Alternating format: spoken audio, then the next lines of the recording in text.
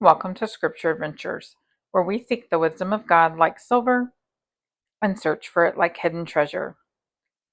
This episode is for the woman who wonders if her life matters, if her quiet faith is making a difference, or if her story is too broken to be used. Lazarus never speaks a single word in Scripture, not one. Yet his life, raised by Jesus, became a powerful witness that turned many hearts toward the Messiah. This is an invitation to let your life, renewed, redeemed, and repurposed, be your loudest testimony. If you've ever felt like you have nothing impressive to say, take heart. Lazarus said nothing at all, and people still believed in Jesus because of him. Sometimes the most powerful stories aren't told, they're lived. This isn't about being the loudest. It's about living in such a way that people see the resurrection power of Jesus in you. John 12, verse 10 through 11. So the chief priests made plans to put Lazarus to death as well, because on account of him, many of the Jews were going away and believing in Jesus. Can you imagine that just like Jesus, someone wants to put you to death because people were believing and you hadn't even uttered a word? Lazarus was the living testimony. In John 11, 1 through 44, we actually see the account of the miracle. Jesus raises Lazarus from the dead. This was not just a healing, it was a resurrection. He says to him, Lazarus, come out. Now, we imagine from Scripture that Lazarus came out still wrapped in grave clothes and very much alive. I ask the question, did he come out in grave clothes, or did Jesus kind of do a miracle and he was in his usual clothing and didn't smell like death? I mean, remember, this had been 4 days. But regardless, Jesus raises Lazarus from the dead as a resurrection, not a healing. He comes out of the grave very much alive. It was more than a miracle. It was a foreshadowing of Christ's own resurrection.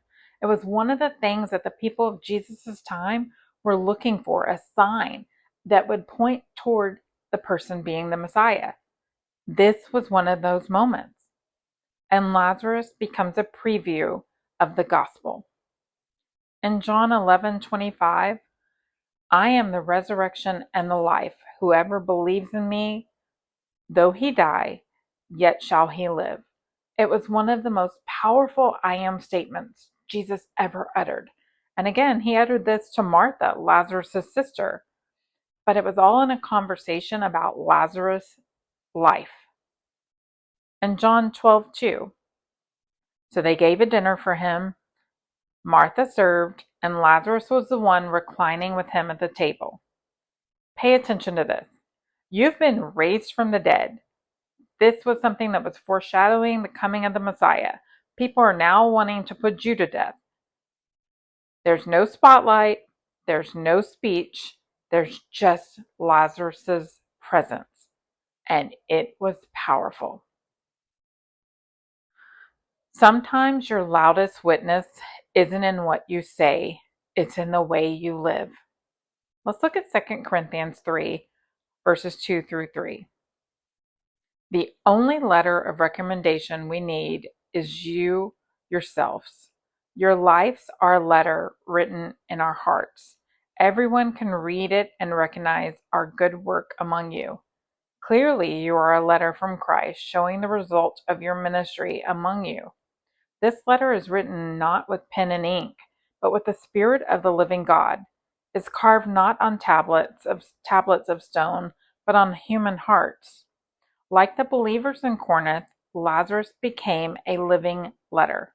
He didn't write theology, he didn't speak publicly, but his very existence after being raised from the dead was a visible, undeniable testimony of Jesus' power, identity, and grace. Everyone who saw Lazarus saw a man who had been dead and now was alive. His life was the message. Just like the Corinthian believers who were letters written by the Spirit, Lazarus was a walking message from God, written not in ink, but in resurrection. Think about that. Can your life be a written letter of God's message of resurrection? You might not be called out of a tomb, but you have been called to walk in a new life. And so my challenge is walk it well. You may never have a platform or a pulpit, but if you've been raised by Jesus, you have a testimony. You don't have to be eloquent, to be effective. And the evidence of resurrection power is in your transformation, not in your words.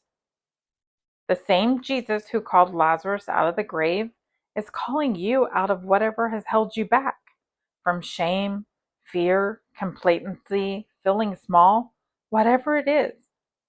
Jesus is saying, come out of the grave. Does your life show evidence of resurrection?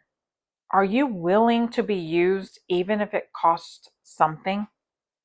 Matthew 5:16 tells us, "Let your light shine before others, that they may see your good deeds and glorify your Father in heaven." There's a quote that says, "Preach the gospel at all times. If necessary, use words." And I love this because all too often, especially in our world today, we feel like we should be on our social media reels or on a platform or doing this or doing that to spread the gospel. But in all honesty, it's our life that should be spreading the gospel. We should only use words when it's necessary. So let's go about being a quiet witness when it's necessary. Lazarus never preached a sermon, wrote a book, or gave a testimony on stage, but his life pointed to Jesus, and yours can too. His very existence disrupted the religious system. He was a living proof of who Jesus is, the Messiah, the resurrection, and the life. Sister, you may be behind the scenes, overlooked, or quiet, but don't underestimate the power of your presence when it's been touched by Jesus. Remember, God can use your ordinary days, your healed wounds, and your unseen faith to shine a light that leads others straight to Him. You don't need a microphone, just a resurrected life. I'll see you next time on Scripture Adventures.